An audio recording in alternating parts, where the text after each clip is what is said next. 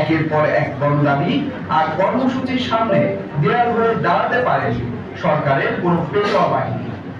অজস্র গুলির সামনে প্রাণ দিয়েছে ছাত্র জনতার রক্তে স্বৈরাচারের বিরুদ্ধে নতুন করে স্বাধীনতা পায় বাংলাদেশ, যা শেষ হয় গণভবন মুখে মানুষের দীপ্ত পদযাত্রায়। গণভবনের দেয়ালে দেয়ালে লেখা হয় নতুন কাব্য, ক্ষমতা জনতার, জনতা ক্ষমতার জন্য নয়। সারা পৃথিবীকে নাড়িয়ে দেয়া গণ অভ্যুত্থান মহাকাব্যে এক মাসে দেখে আসা যাক আন্দোলনের সেই উত্তাল ৩৬ দিনের রোদ নামটা।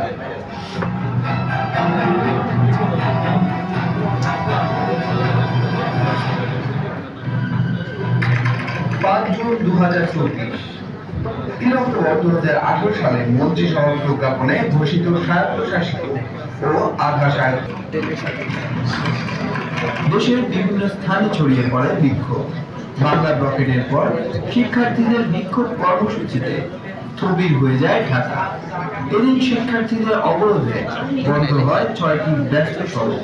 বিক্ষোভকে এই যেটা হয় আরবদের নতুন নতুন বৈজ্ঞানিক গবেষণা এবং দার্শনিক গবেষণা হয়েছে। আরবদের বৈশিষ্ট্য হচ্ছে গ্রিক পণ্ডিত এরিস্টটল প্লেটো শিক্ষা আপনারা এখন যে পেরিসে পড়ে আরবদের এই জ্ঞান কেউ বেতন দিতে না। তারপর ছাত্ররা যে থাকেন হবে কষ্ট করে আপনি পড়তে আসছেন আপনি বেতন দিবেন না, এটা তো চাকরির মতোই। আজকে বিশ্ববিদ্যালয়ে যারা লেকচারার হয় তাদের বেতন না দিলে পড়াবেন? অর্থাৎ বিশ্ববিদ্যালয়ে প্রথম ভর্তি হওয়া মানে আচ্ছা আমার কথা প্রমাণ কোথায় পাবেন আপনারা? জার্মান কবি বিখ্যাত কবি গেছে ইয়োহান ভলফগাং ফন গেছে তার ফাউস্টের প্রথম দিকে আছে ফাউস্ট শব্দ থেকে করে থাকে আমি দর্শন যত পড়া ছিল থিওলজি যত পড়া ছিল মেডিসিন যত পড়া ছিল আইন যত পড়া ছিল সবই পড়েছি তবু যেন আমার আত্মা তৃপ্ত হচ্ছে না, আমার আরো জ্ঞান দরকার। তাহলে মেডিসিন থাকবে সেখানে দিয়ে অনেক কিছু হয়ে যাবে। আমি এই মুহূর্তে স্মরণ করছি সেই সহযোগী শহীদদের যারা জুলাই আসছে তাদের ত্যাগের বিনিময়ে আমাদের